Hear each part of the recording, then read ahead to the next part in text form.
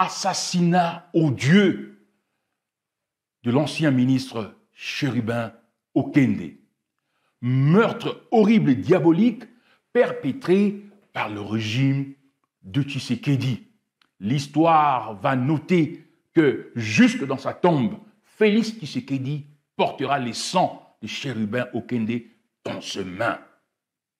Le corps de Chérubin Okende a été retrouvé à 2 heures du matin, criblé de balles dans sa voiture abandonnée devant un garage. 3 observations majeures.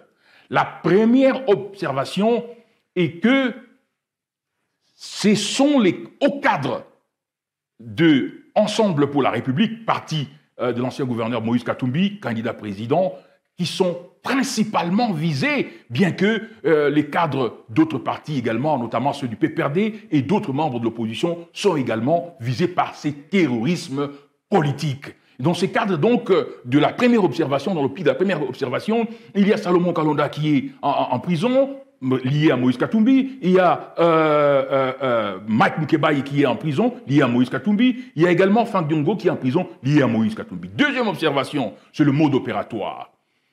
Un peu comme à l'époque de Mobutu, des hiboux mobilisés, financés par les régimes Tshisekedi pour lancer les terrorismes politiques contre les membres de l'opposition. Troisième observation, c'est que la Cour constitutionnelle qui aujourd'hui traque Matata semble être dans cette conspiration l'assassinat de Chérubin Okende, parce que Chérubin Okende s'est rendu à la Cour constitutionnelle et c'est de là qu'il a été enlevé et assassiné de manière odieuse.